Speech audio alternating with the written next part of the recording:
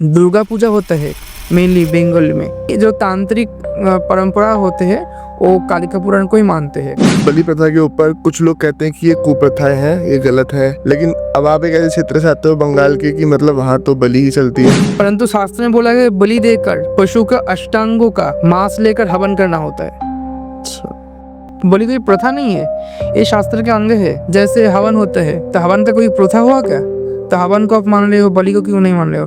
बलि भी देवी पूजा का एक अंग होता है। तो बहुत सारे फेम मिल सकता है, बहुत लोगों को अटेंशन मिल सकता है, बहुत कुछ होता है। अगर आप ज़्यादा करोगे ये सब तो भगवती हट जाएगा आपको सब कुछ छोड़कर उनके पास जाना है। घर घर में माँ काली का पूजा होता है। ऐसे नॉर्मल सी बात है, जैसे दिवाली हमारे पर काली पूजा तो दिवाली के दिन होता है। आप लोग जैसे लक्ष्मी जी का पूजा होता है, उधर माँ काली के घर घर में पूजा होता है। तो बंगाल के बाहर लोग तो डरते हैं, तस्वीर लगाने में भी घर में डरते हैं कि माँ काली का तस्वीर है बहुत।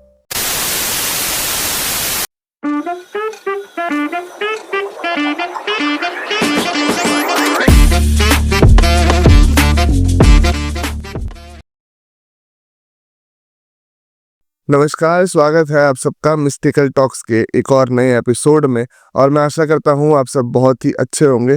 और दोस्तों, जो मेहमान आज हमारे साथ मौजूद है, सबसे पहले मैं उनका स्वागत करना चाहूँगा।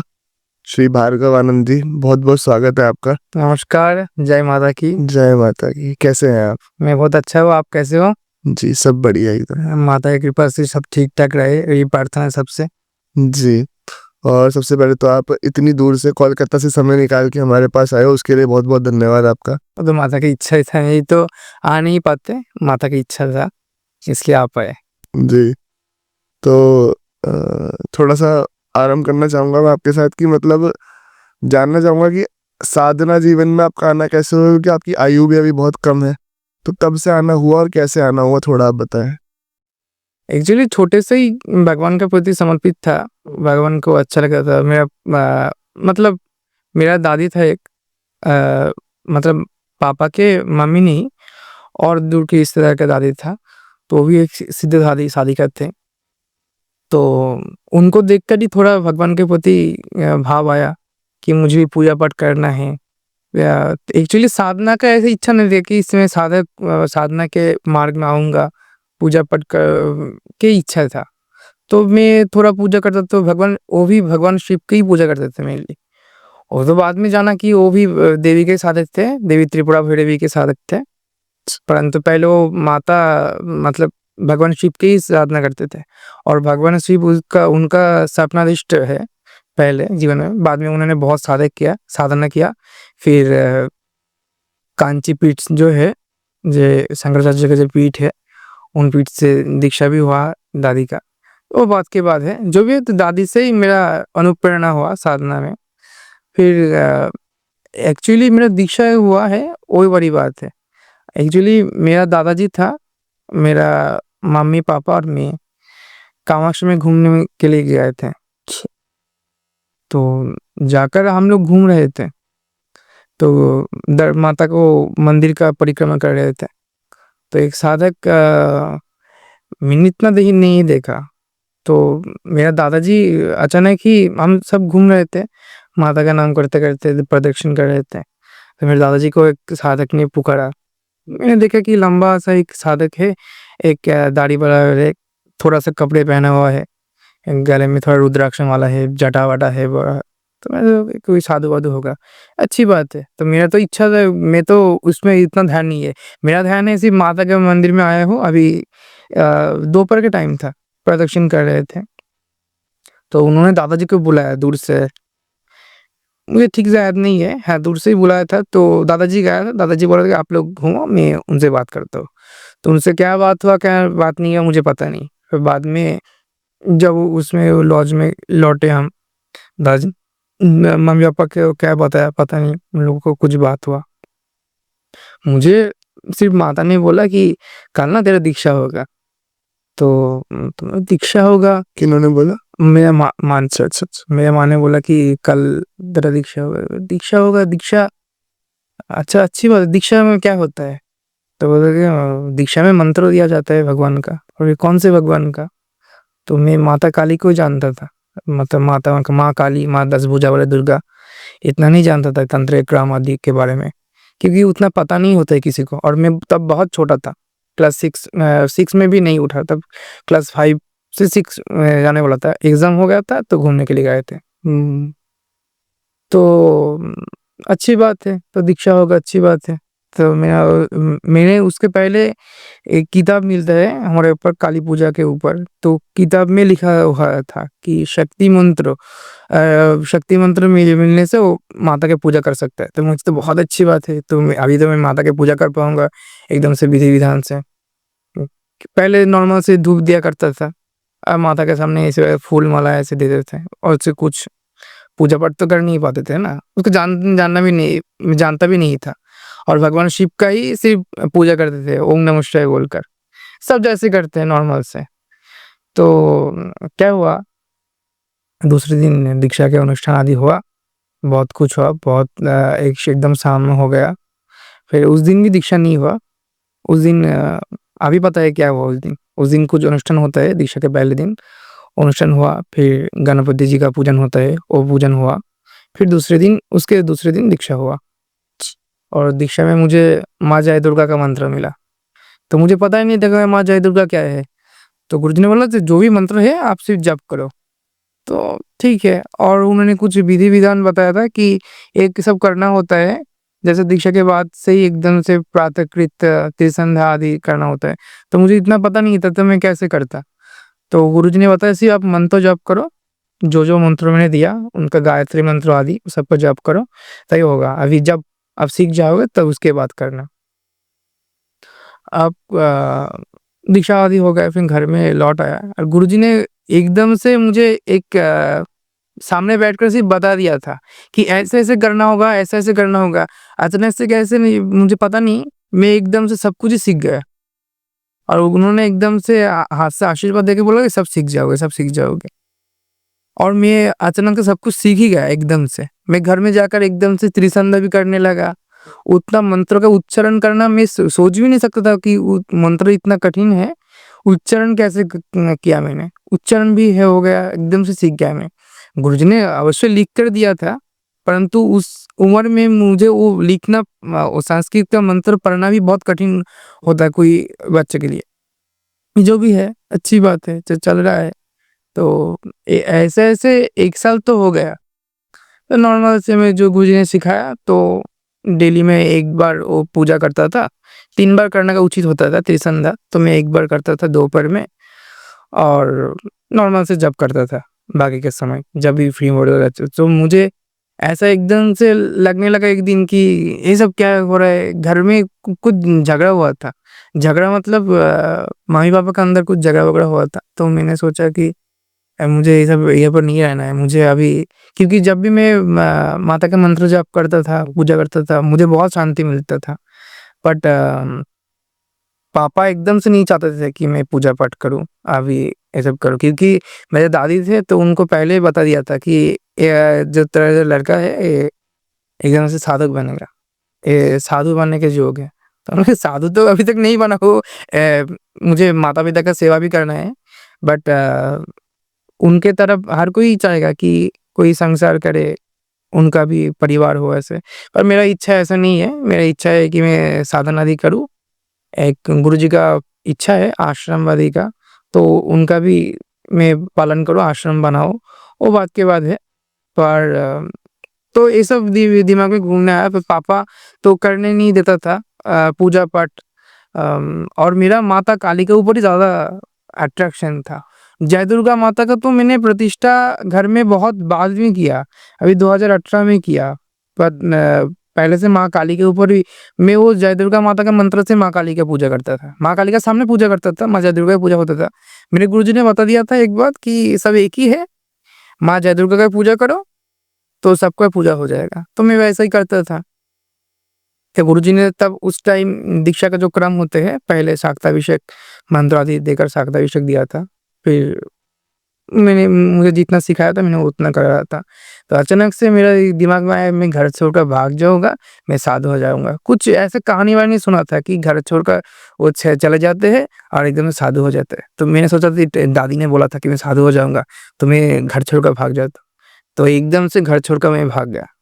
तो मुझे ट्रेन का मुझे पता भी नहीं था। जब आप गए घर छोड़ के, तो आपकी आयु क्या रही होगी उस टाइम पे? 11 साल। अच्छा। हाँ, तो मैंने क्या किया, हमारा एक घर कोलकाता में बारासत में है, उधर से ट्रेन पकड़ के मैंने जैसे-जैसे मैं गया था, मेरा दिमाग बहुत चलता है उसमें, ठीक है? मतलब पहले गया था, तो पापा के मामी के साथ, घर वाले के साथ, मुझे याद है, कौन-सा ट्रेन में जाना होता है, क्या होता है, मुझे याद था। तो घर से निकल कर एक ट्रेन से लेकर सियालदह तक गया, फिर सियालदह से और एक ट्रेन पकड़कर, कांचनजंगा नाम का एक ट्रेन है, उस ट्रेन पकड़कर वो कामाख्या जंक्शन नाम है, उधर पर चला गया मैं, और टिकट भी नहीं लिया मैंने। टिकट लेना था उस समय, मुझे पता नहीं है, मुझे पता था कि चला जाता है, ऐसे जाते हैं, टिकट भी लेना होता है मुझे पता नहीं, तो मैं चला गया। फिर एकदम से उधर से गुरुजी के पास चला गया। गुरुजी ने फिर बाद में मेरा माँ-बाप को फ़ोन करके बता दिया कि इधर चले आए हैं। 2 दिन तक घर वाले तो एकदम पागल जैसे ढूँढ रहा था कि कहाँ चला गया है? पुलिस-वुलिस में सब जगह चला गया, ठीक है। पर उधर से पता चला तो मम्मी तो बहुत रो रही थी, और पापा तो बहुत गुस्सा कहते तुझे मार ही डालेंगे। एक बार मेरे पापा बहुत पीटते थे, उनका मारना डाँटना की वजह से अभी जितना भी शिक्षा है मेरा, जितना भी अच्छे संस्कार मिले, मेरे पापा के मारने डाँटने से ही हुआ है, ठीक है? तो वो एक आशीर्वाद जैसा है। तो जो भी है, गुरुजी के पास चला जाए, गुरुजी बोला कि क्या किस लिए आए हो? अभी चले जाओ, ये सब तो बोल रहे थे। मुझे नहीं, मुझे साधन करना है। मैं साधु होने वाला हूँ, साधु होना है मुझे, पर साधु का जीवन बहुत कठिन होता है। ऐसे रह पाएगा मेरे जैसे, मैं जो शमशान के पास में रहता हूँ, तो शमशान के पास में रह पाएगा? तो बोले, "हाँ, हाँ, मैं रह लूँगा, आप रह रहे हो तो मैं रह लूँगा।" और गुरुजी का मुख में एक अलग सी ज्योति थे, और उसका अंदर ही, उनके अंदर एक अलग से ऐसे भाव थे, मतलब उनके सामने आप ज़्यादा बात नहीं कर पाओगे, मतलब मैं भी ज़्यादा बात नहीं कर पाता था। वो जितना बोलते थे उतना, और उनके ऊपर देखकर बात नहीं करते, मेरे से माथा नीचू करके बात करते थे। उनके ऊपर देखकर तो मैं सब कुछ भूल जाता था। हाँ, उनका इतना ही साधन सिद्धि है, इनका इतना ही तेज है। तो जितना है, गुरुजी के पास रहकर 3 साल मैंने साधना किया, और जब परीक्षा-वरीक्षा होते थे, तो स्कूल जाते नहीं थे। तो परीक्षा के टाइम, परीक्षा के 1 महीने पहले ही चले जाते थे। 1 महीने तक बहुत पढ़ते थे। पढ़ाई करके एकदम एग्ज़ाम देकर फिर चले जाते थे। ऐसे करके 3 साल किया। फिर घरवाले के साथ बहुत बातचीत हुआ इस बारे में कि मैं चला जाऊँगा, और बहुत ज़िद था मेरा, करूँगा तो करूँगा। जो भी है, मारेगा तो कोई मारेगा तो मार खाते रहूँगा, पर करूँगा मैं। पापा तो बहुत डाँटते थे, बहुत मार-पीट करते थे, बट मैं ऐसा ही हूँ कि मैं कुछ बोलूँगा कि मैं करूँगा तो कर कर ही रहूँगा मैं, ठीक है? और ये साधन के ऊपर ही मेरा ज़्यादा फ़ोकस है जीवन में, और मैं मतलब कुछ और काम करूँ, ऐसा ऐसा नहीं है। मतलब पूजा करूँगा तो करूँगा, ये साधन करूँगा तो करूँगा, इधर जाना है तो जाकर करना है तो करना ही है, ठीक है? फिर ये सब किया, और जीवन में बहुत कुछ अनुभव हुआ, अ, तो इसलिए इस मार्ग को छोड़ नहीं पाए। तो पापा सोचा था कि जाएगा, इतना कष्ट भोगेगा, फिर अपने आप ही वापस आ जाएगा, ये सब छोड़ देगा। परंतु इतना ये सब करते-करते ऐसा हो गया, और ये छोड़ ही नहीं पाया, और पापा देख रहा था कि अच्छा, अब क्या करूँ अभी, ये छोड़ेगा नहीं, और कितना बार बोलो और कितना क्या करो, बड़ा भी हो रहा हो, इसलिए और अभी तो कुछ बोलता ही नहीं। पहले तो जीवन में बहुत कठिनाई तो होता ही है। तो अभी आप साथ में रहते हो उनकी हाँ, हाँ, साथ में ही रहते हैं। अच्छा, अच्छा। मम्मी-पापा का एकमात्र संतान है। हम नहीं रहेंगे तो उनके साथ कौन रहेगा? उन्होंने बहुत अगर सपोर्ट नहीं करते तो मैं साधन मार्ग में चल ही नहीं पाते। मतलब उन्होंने बहुत ही सपोर्ट किया मुझे। पहले तो, और मम्मी तो पहले से ही करता था, पापा भी बाद में करने लगा कि देखा कि बाहर नहीं मिल रहा है, किसी दूसरे लड़के के साथ, दोस्त के साथ बात नहीं कर रहे ज़्यादा, वो घर में पढ़ कर ही थोड़ा किताब-विताब पढ़ता है, पूजा-पाठ करता है, तो अच्छी बात है, खराब बात नहीं है, किसी के साथ बाहर मिलेगा नहीं, ठीक है। तो उन्होंने ज़्यादा कुछ बोला नहीं कि ठीक है, पूजा-पाठ करो, अच्छी बात है, परंतु पढ़ाई चलना चाहिए। परंतु उस टाइम जब बाहर इधर कामाख्या में रहते थे, घर में जाकर रहता था, तो उस टाइम रिज़ल्ट बहुत खराब हुआ, और 3 साल ही रिज़ल्ट बहुत खराब था मेरा, ठीक है? 3 साल के बाद आप फिर से नॉर्मल से हो गए। मेरा रिज़ल्ट ऐसा होता था कि एकदम से 99, 98 ऐसे नंबर पाता था मैं, हर सब्जेक्ट में, और उस टाइम में एक बहुत खराब हो गया था।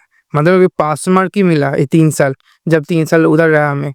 तक क्लास 6 से लेकर 7, 8, 9 3 साल बहुत खराब रहा है। उसके बाद माध्यमिक एग्ज़ाम आया, फिर एकदम से चला गया घर में और फिर गुरुजी का समाधि हो गया। फिर यार उस टाइम तक गुरुजी का साथ में 3 साल तक था और 3 साल में मुझे लगता है कि मैं 30 साल का जो साधना है, 30 साल तक का जो अनुभव है मैंने पा लिया।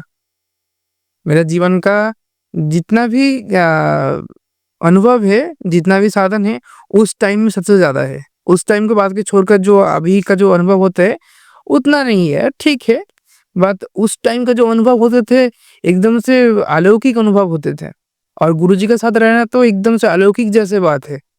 और मेरे गुरुजी बहुत सिद्ध साधक थे।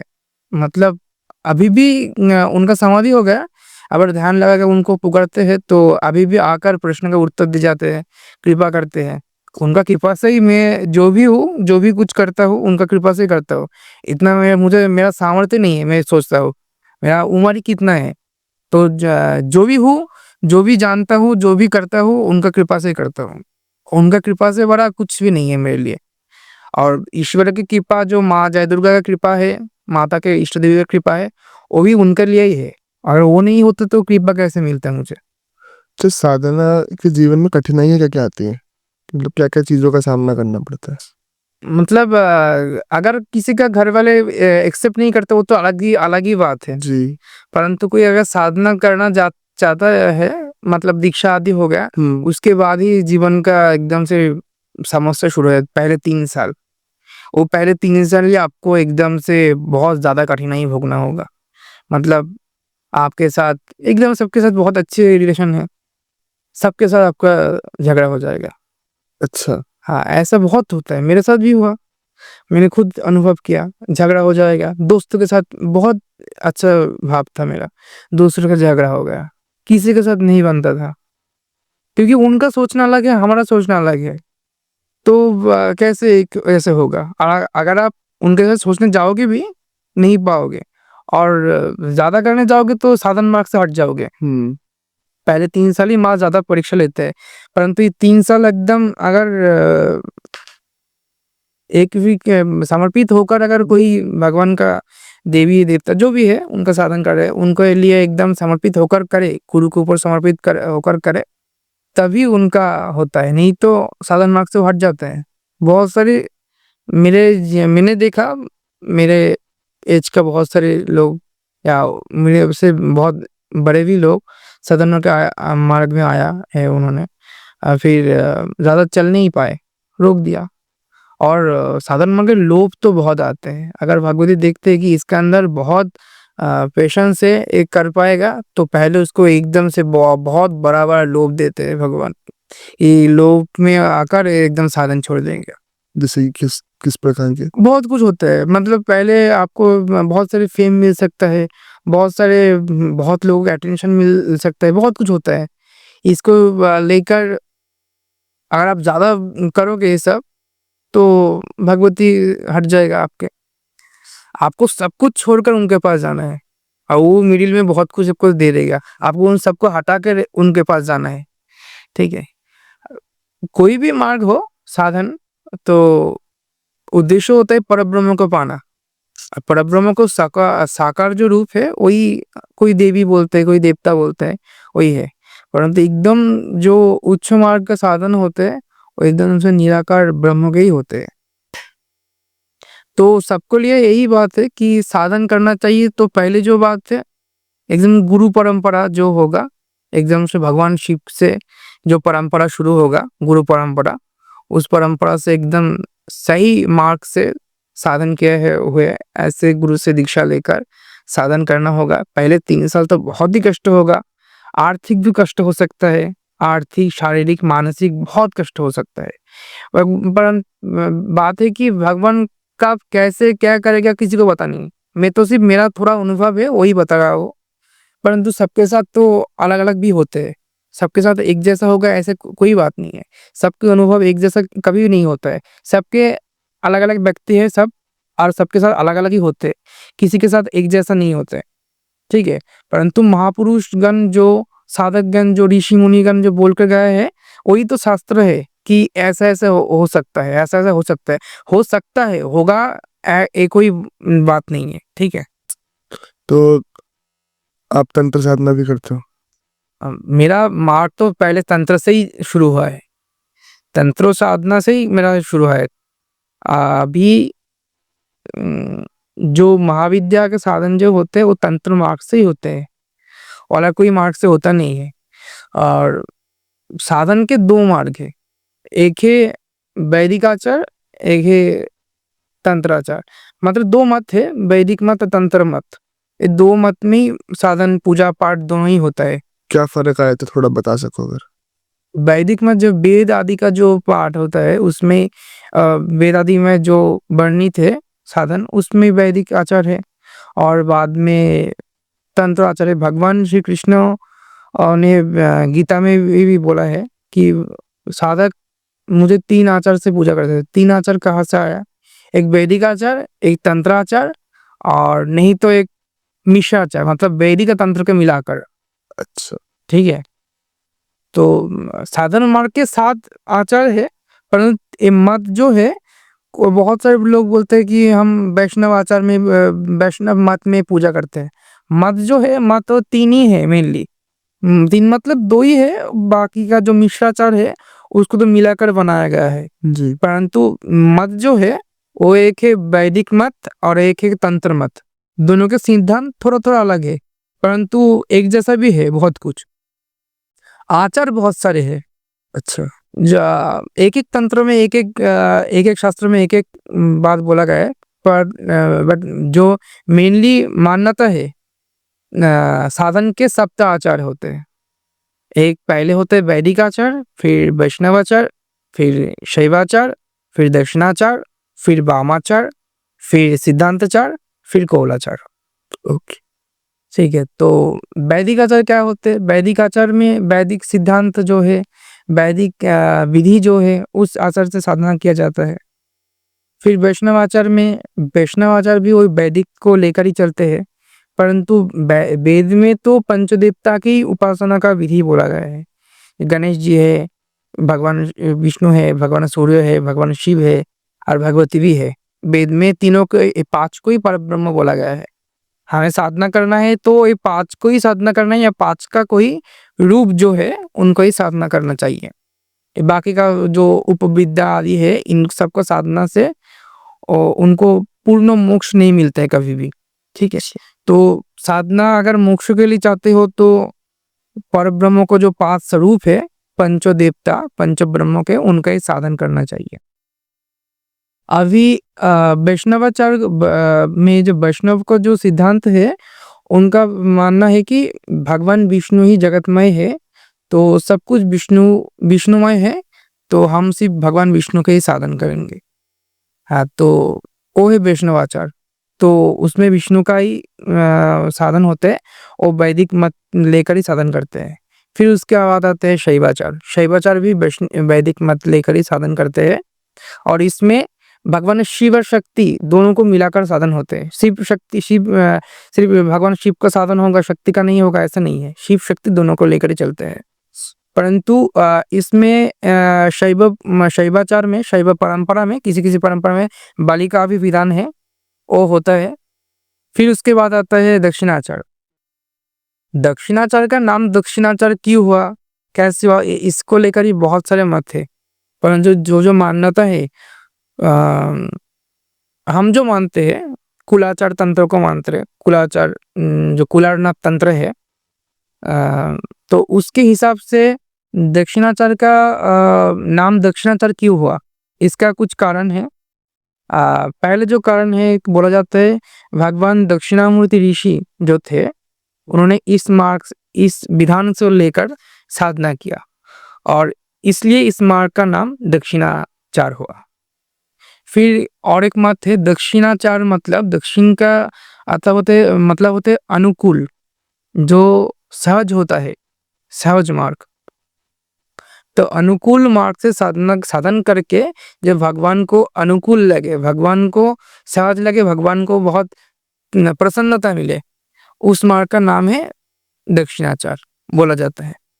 फिर उसके बाद आते हैं वाम मार्ग। इसको लेकर बहुत बात है, बहुत लोग बहुत सारी बात बोलते हैं। वाम मार्ग के बारे में इतना बता सकते हो कि इनका भी बहुत सारे सिद्धांत है।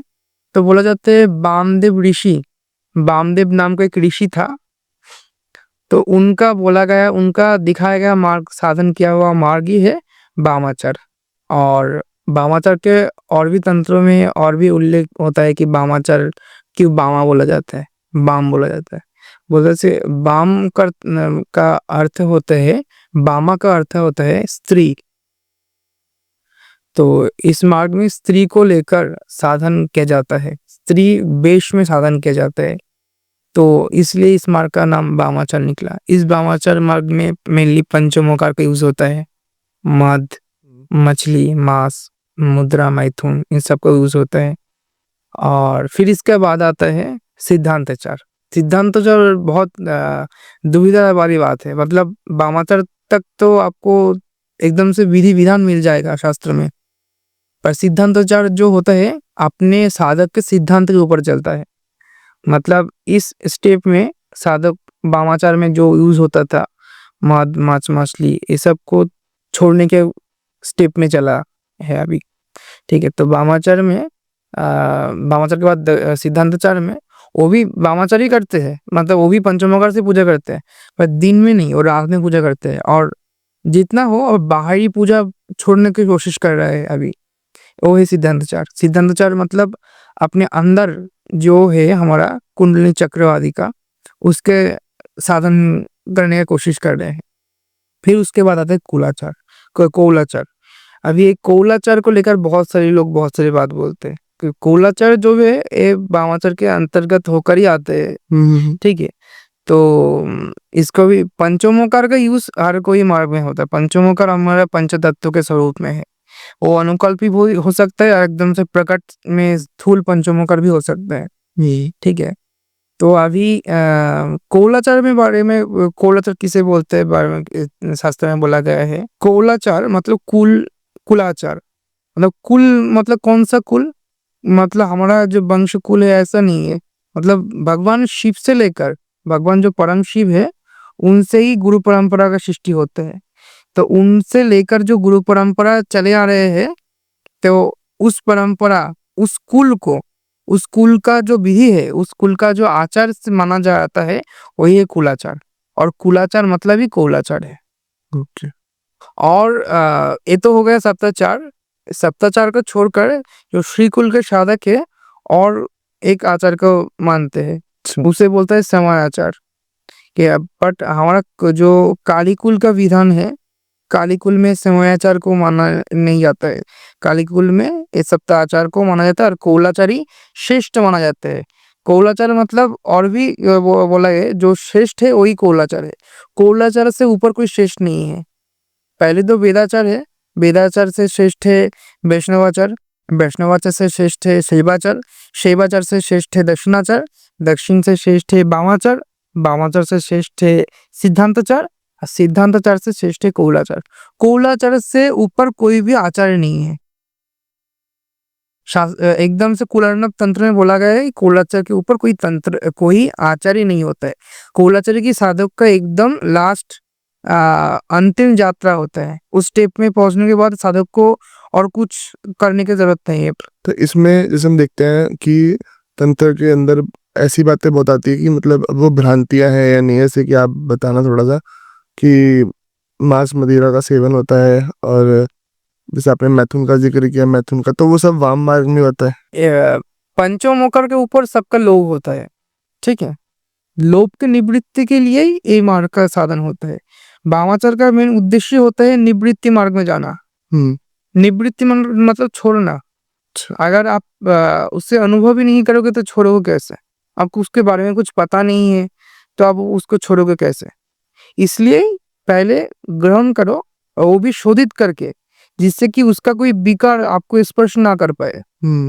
पंचमोकार का यूज जो तंत्र शास्त्र में, जो वामाचार में यूज होता है, उसे विकार नष्ट करके यूज होता है। हर कोई का मंत्र है, हर कोई चीज को शोधन करने के मंत्र है बहुत सारे। वो एकदम विधि विधान से अगर वो शोधन करेगा, उसका जो विकार चीज है वो विकार नहीं आएगा। मदिरा खाने से तो नशा हो जाता है ना, अब अगर सही विधान से अगर वो मदिरा का शोधन करोगे तो नशा नहीं होगा। मैं जब शोधन करता हूँ उससे नशा नहीं होता है, गले में ज़रा जलन भी नहीं होता है। एक अल्कोहल चीज़ तो रहता है, तो थोड़ा जलन तो होगा अगर कोई पहले बार पिएगा तो। बट अगर एकदम विधि-विधान से, सही नियम से करना कोई करता है शोधन, तो उससे कोई नशा नहीं होगा। अच्छा। मैं करता हूँ तो कोई नशा नहीं होता है। मैं एकदम से जो विधि है वो पूरा का पूरा फ़ॉलो करके करता हूँ, तो मैं जीवन में 108 पात्र तक ग्रहण कर चुका हूँ। तो मतलब एक बार में। अच्छा। मतलब छोटा पात्र रहता है, उसमें हमारा पूजा-पाठ होता है। उस पात्रों के अनुसार 108 पत्र तक ग्रहण कर चुका हूँ। मुझे नशा नहीं हुआ। होता भी नहीं है अगर विधि-विधान से करते हैं। उसका मंत्रों का शक्ति इतना है। अगर आप ऐसे विधान से मांस को भी सेवन करने का विधान है, मछली का शोधन करने का विधान है, मुद्रा का शोधन करने का विधान है और मैथुन का टाइम, मैथुन करते-करते भी कुछ विधान है। वो विधान अगर फॉलो करोगे तो आपका कोई अवैध नहीं होगा। मैथुन तो अवैध होता नहीं है। वो तो स्त्री-पुरुष के वो तो नॉर्मल से नियम है, सही। ठीक है? पर उसके ऊपर हमारा इतना इच्छा रहता है कि ज़्यादातर लोग गलत रास्ते चला जाता है, ठीक है?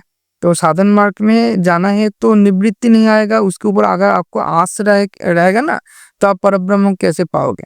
तो परब्रह्म को पाने के लिए एकदम निर्भीक होना होगा। जैसे परब्रह्म के ध्यान में बोला है कि परब्रह्म एकदम निराकार है, उसका कोई गुण भी नहीं है, निर्गुण है। तो आपको भी ऐसे सब गुण छोड़ना होगा धीरे-धीरे, नहीं तो आप परब्रह्म तक कैसे पहुँचोगे?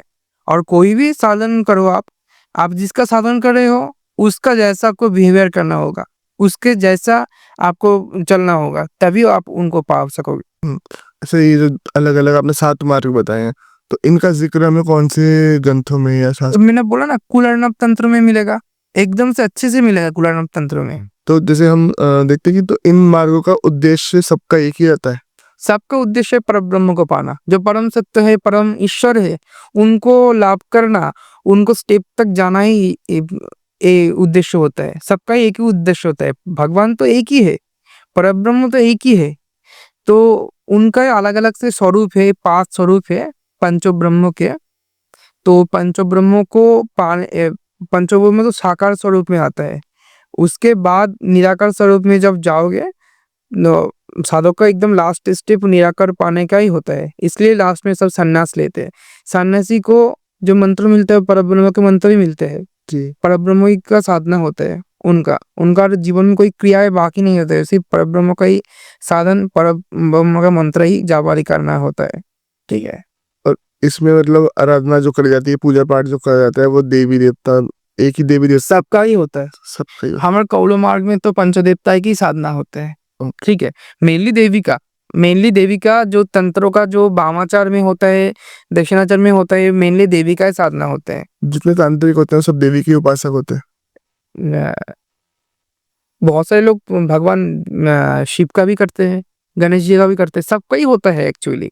परंतु प्रसिद्ध जो है देवी का ही है, क्योंकि देवी जो तंत्र मार्ग से बहुत ज़्यादा प्रसन्न होती है, ज़्यादा कम समय में प्रसन्न हो जाती है।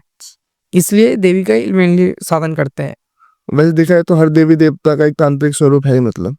हर देवी देवता की जैसे माँ काली तो तांत्रिक देवी है, उनका कोई अलग जैसे स्वरूप आपने नहीं अभी है। गणेश जी का ज़िक्र किया। गणेश जी का भी तांत्रिक बहुत सारे स्वरूप है। ये जो आप लोग बीज मंत्र का उच्चारण करते हैं, वो बीज मंत्र कहाँ से आया? बीज मंत्र का उल्लेख वेद में है क्या? तो कहाँ से आया? तो बीज मंत्र जो है कोई तंत्रों के स्पर्श हुआ हुआ कोई पुराण होगा और नहीं तो तंत्र ही होगा। जो ज़्यादातर पूजा पाठ करते हैं वो मिश्राचार में ही पूजा करते हैं। तो मिश्राचार मतलब वो तंत्रों भी लेते हैं, वैदिक भी कुछ लेते हैं, उसे मिश्राचार बोलते हैं। ये जो बीज मंत्र लगा के जो पूजा, जो भी मंत्र का बीज मंत्र है, वही तंत्र है। आप एकदम समझ जाइए, क्योंकि वेद में ऐसे बीज मंत्र का उल्लेख नहीं है। वेद में बहुत से माला मंत्र होते हैं, बहुत बड़े-बड़े मंत्र होते हैं, श्लोक होते हैं वेद में। वेद में बीज मंत्र कहाँ है? तो बीज मंत्र से पूजा कर रहे बोल रहा है कि मैं वेदाचार से पूजा करो, कैसे होगा? ठीक बोलना चाहिए ना, वैदिक विधान अलग है।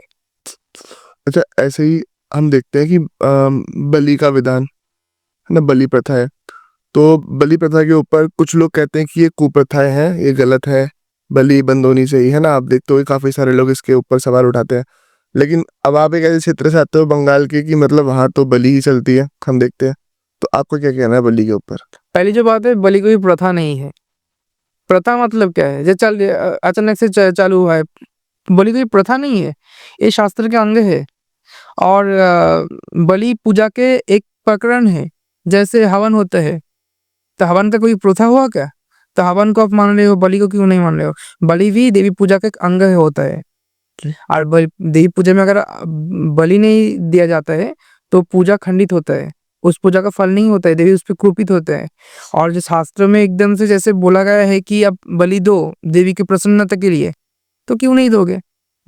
बहुत से आप जो सब मानते हैं देवी का मीन, जो देवी महात्म सप्त चंडी मानते हैं, उसमें ही बोला गया है, आप पढ़ लो। कालिका पुराण में बोला गया है, और आप देख लो, कालिका पुराण मार्कंडेय ऋषि का लिखा हुआ है, उनका रचित है। तो इनमें बलि का जिक्र? एकदम से। अच्छा, कैसे बलि होगा, कितना प्रकार का बलि होता है, सब कुछ रेफरेंस है उसमें। ठीक है, जो लोग नहीं जानते वो मानते, एक्चुअली पढ़ते नहीं है ना, पढ़ाई लिखाई बहुत कम है इसमें, सुन सुन कर चलते हैं। सुन सुन कर चलेगा तो कैसे होगा? इसलिए सही गुरु परंपरा से अगर कोई दीक्षा लेगा, कोई सर्व परंपरा से अगर चलेगा ना, तो उनको पता चलेगा कि उनका गुरु भी तो ऐसे परंपरा के अंतर्गत चलता है, और वो पढ़ता भी है, उनको शिक्षा भी होता है उसके बारे में। अगर शिक्षा नहीं लेकर अगर कोई ऐसे शास्त्र चलेगा, तो बेकार से भंडामी होगा ना। आप एक चीज को मान रहे हो, एक चीज को नहीं मान रहे, तो कैसे चलेगा? तो आप श्री चंडी को मान रहे हो, सप्तशती जी को मान रहे हो, और उनका शास्त्र में बोला गया, उसमें ही बोला गया है कि जब देवी का महापूजा होगा, महोत्सव में बलि दो देवी को प्रसन्नता के लिए, तो अब उसको क्यों नहीं मान रहे हो? और जो दुर्गा पूजा होता है मेनली बंगाल में, बहुत भारत में भी होता है, पर बंगाल में ज्यादा प्रचलित है, जो 10 भुजा दुर्गा का प्रकरण, वो तो एकदम से पूर्ण रूप में तांत्रिक भी नहीं है और वैदिक भी नहीं है, पौराणिक मत है। वो पुराण कौन सा पुराण है? वो पुराण है कालिका पुराण का। और 2 पुराण से भी होता है, जैसे बृहद नंदीकेश्वर पुराण और देवी पुराण। तो मेनली जो तांत्रिक परंपरा होते हैं, वो कालिका पुराण को ही मानते हैं, पर हर पुराण में ही देवी को बलि देकर ही पूजा करने का विधान बोला जाता है। वैसे हम देखते हैं कि काफी सारे लोग बोलते हैं कि बेजुबान पशुओं को की हत्या करवा के देवी देवता कैसे प्रसन्न हो जाएंगे? पहली जो बात है,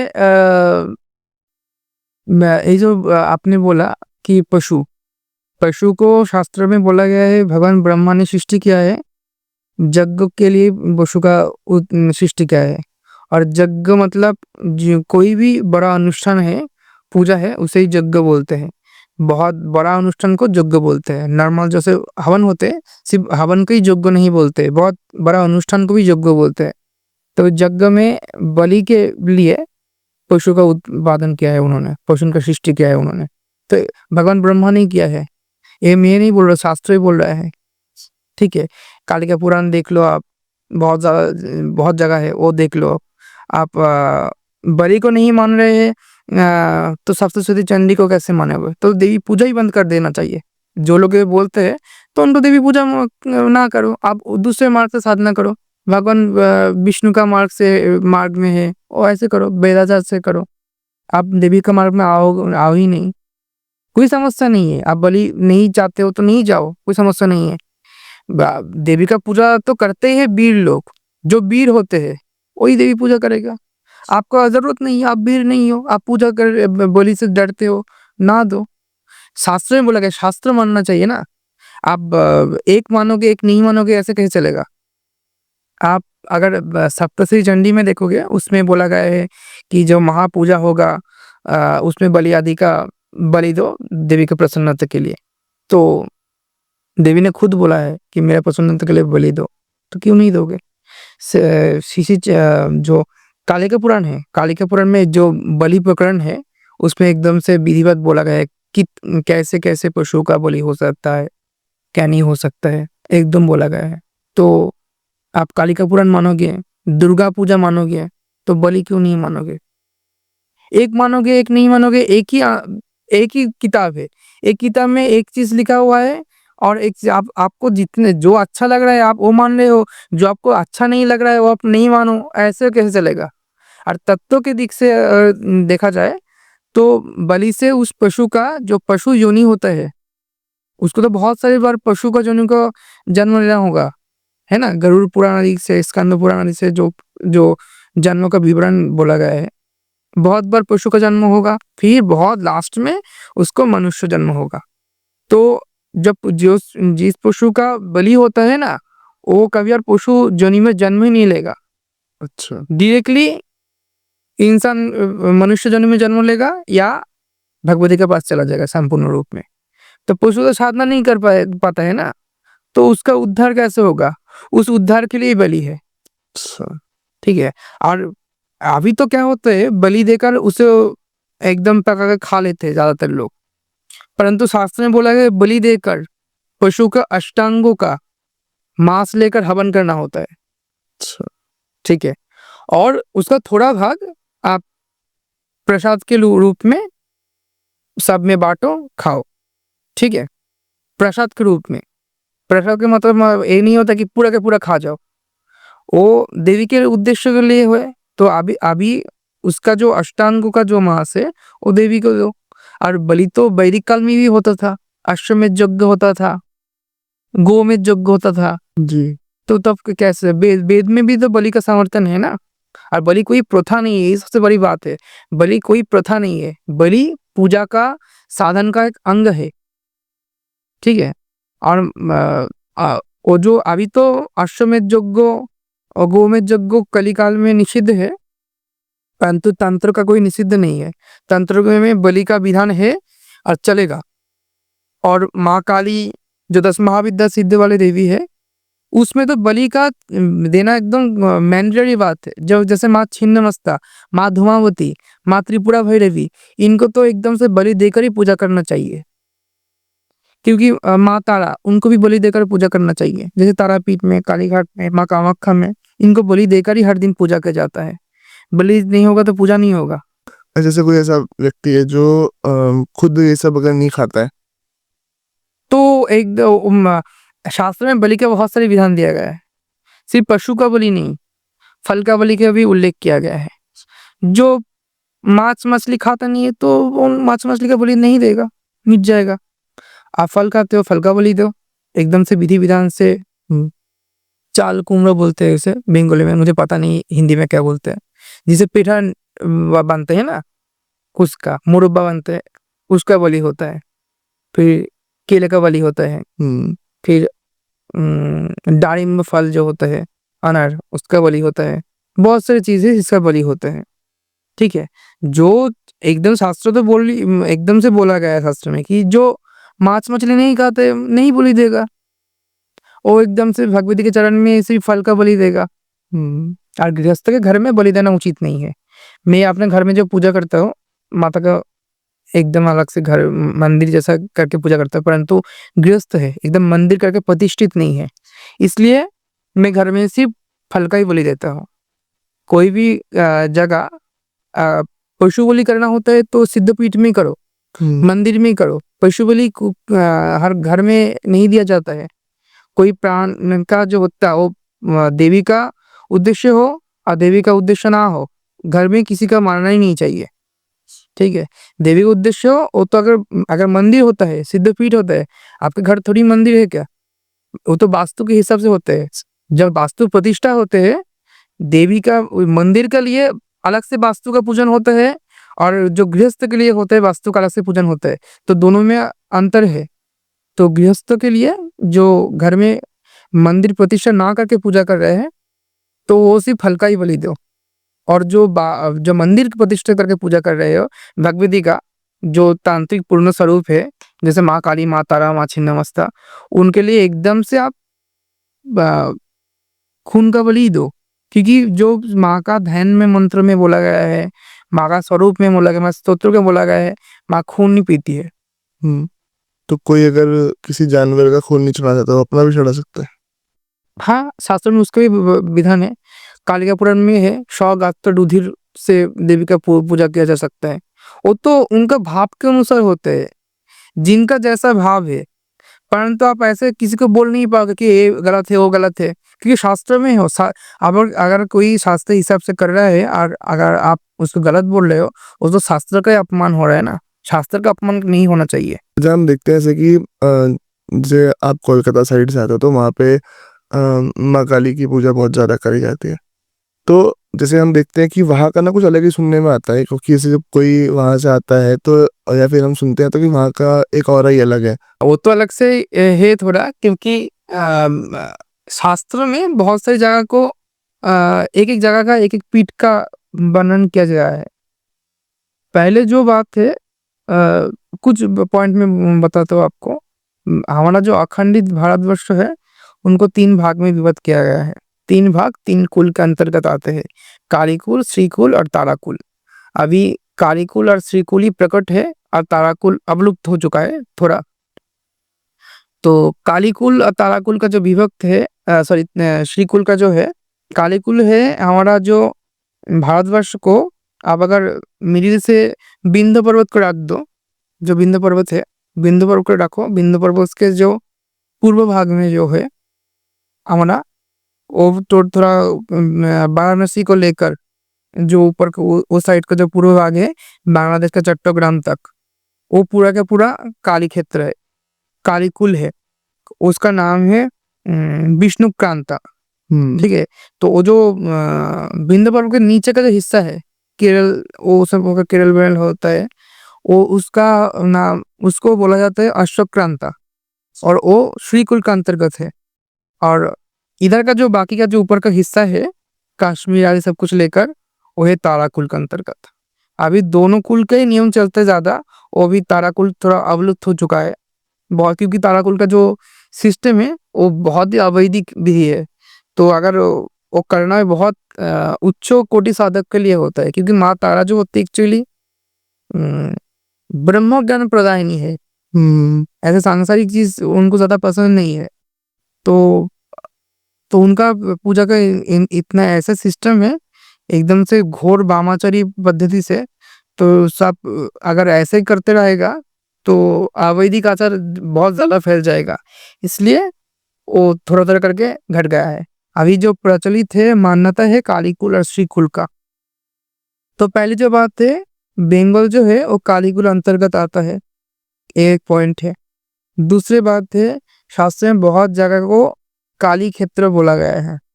तो वो बंगदेश चो कालिका, ये बोला जाता है, बंगाल में कालिका है जी।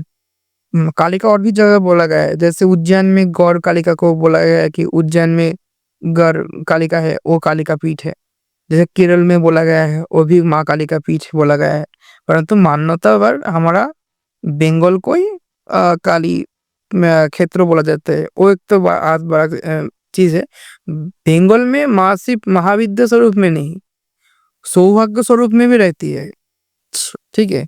तो उसमें आप जैसे भी माँ को पूजा करो, प्रसन्न हो जाती है।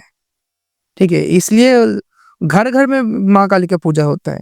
ऐसे नॉर्मल सी बात है, जैसे दिवाली हमारे पर काली पूजा तो दिवाली के दिन होता है। ठीक है, क्षमा पूजा बोलते हैं, वही ज्यादा प्रचलित है। आप लोग जैसे लक्ष्मी जी का पूजा होता है, उधर माँ काली के घर घर में पूजा होता है। ठीक है, नॉर्मल सी बात है। पर बंगाल के बाहर लोग तो डरते हैं, तस्वीर लगाने में भी घर में डरते हैं कि माँ काली का तस्वीर है, बहुत ये वो हो जाएगा। उनका मानना तो भी ठीक है, क्योंकि माँ काली जो है वो तो साधारण की पूजा करने की देवी है ही नहीं। वो तो 10 महाविद्या का अंतर्गत देवी है। माँ काली का उल्लेख सिर्फ तंत्र में ही है। ठीक है। और कुछ थोड़ा पुराण में है जो पुराण तंत्रों के साथ जुड़ा हुआ है, ऐसे पुराण में ही है। तो हर कोई का माँ काली के साथ पूजा करना उचित नहीं होता है। माँ काली को आप अभी प्रचलित हो चुका है, मंदिर हो चुका है बहुत सारे, तो आप उनको नाम नाम से भक्ति करो। भक्ति पूजा साधना में बहुत अंतर होता है। ठीक है। बहुत से लोग पूजा कर रहे हैं माँ काली का, बट एकदम विधि विधान से नहीं कर रहे हैं, तो उसका कोई लाभ नहीं है ना। वो भगवती रुष्टि होगा। भगवती को कोई देवी देवता को अगर पूजा करना चाहते, साधन करना चाहते हो, तो उनका हिसाब से ही करना चाहिए जो शास्त्र में वर्णित है। अभी आपको बोला ना सिद्धांताचार्य के बारे में, तो एक स्टेप आएगा जब साधक को खुद के ऊपर चलेगा कि मैं अभी क्या करूँगा, क्या नहीं करूँगा, वो मेरा ऊपर डिपेंड करके होगा, ठीक है? एक स्टेप तक तो शास्त्रों को मानना ही चाहिए। फिर जब साधक का वो स्टेप चला हो जाएगा, स्टेज आ जाएगा, तब वो अपने हिसाब से चले। परंतु अगर आप एकदम से पहले से ही कुछ ना मानो, अपने हिसाब से करो, आपको जो इच्छा हो रहा है, अच्छा लग रहा है, वो कर रहे हो, जो अच्छा नहीं लग रहा है, वो नहीं कर रहे हो, तो वो तो ठीक नहीं है। तो जैसे कि आपने बताया कि बंगाल के बाहर जैसे हम देखते हैं कि थोड़ा-सा माँ को लेके एक भ्रांति है, डर डर रहता है कि हाँ, कि घर में फ़ोटो नहीं लगानी ज़्यादा पूजा-पाठ लोग कम ही करते हैं मतलब। और वहाँ पे आप बता रहे थे कि घर-घर में ही पूजा जा रहा है। सही। मैंने जो बोला वो सही भी है। अभी जिस देश में जैसा मतलब जिस जगह में जैसा आचार चलता है, लोकाचार, उसको तो मानना तो पर करना ही चाहिए। मैं तो बाहर में देखा कि हमारे उधर पे जैसे एकदम विधि विधान से माँ काली का पूजा होता है, इधर तो ऐसा होता नहीं है। मैंने देखा कि पंडित जाए, कुछ स्तोत्र पाठ कर दिया और फिर क्या हुआ, फिर आरती कर लिया और पूजा हो गया। और अगर हवन होता है तो भी बहुत जल्दी से छोटा-मोटा हवन कर दिया, हो गया। परंतु माता का पूजा का तो बहुत बड़ा विधान है, ठीक है? कोई करता नहीं है लोग, तो करे, मेरा बात है कोई करना चाहते हैं तो बहुत अच्छी बात है। साधन करना चाहते हो, पूजा करना चाहते हो, एकदम विधि-विधान से करो ना, कोई समस्या नहीं है ना। आप एकदम से वो सटीक गुरु परंपरा से दीक्षा आदि लेकर, सही मार्गदर्शन करवाने वाले गुरु से दीक्षा आदि लेकर साधन करो, अच्छी बात है। तो भार्गव आनंद जी, सबसे पहले तो बहुत-बहुत धन्यवाद। आपके यहाँ जो चर्चा चल रही है ना, उसमें बहुत मज़ा आ रहा है। तो मैं चाहूँगा कि हम एक एपिसोड और करें हमारी ऑडियंस के लिए और इसको मतलब चलता रहने दें। जो चर्चा चल रही है, चलती रहे। माता की इच्छा है, जी, माता की इच्छा से सब कुछ होता है, जी, उनका इच्छा ही सब कुछ है। जी। तो जो ये क्या है बहुत लंबा हो रहा है, तो हम चाहेंगे कि नया एपिसोड और जल्दी दोबारा से आएँगे। तो आप लोग जुड़े रहिए चैनल के साथ में, ऐसे ही बहुत सारी पर्सनैलिटी आती रहेगी और हम उनसे अलग-अलग नए-नए विषयों पे चर्चा करते रहेंगे और जुड़े रहिएगा। ये एपिसोड आगे चलता रहेगा, अभी एक और एपिसोड आएगा, इसका पार्ट 2 आएगा और मैं मिलूँगा आपसे अगले एपिसोड में। तब तक के लिए जय हिंद, वंदे मातरम, जय माता दी, जय श्री राम।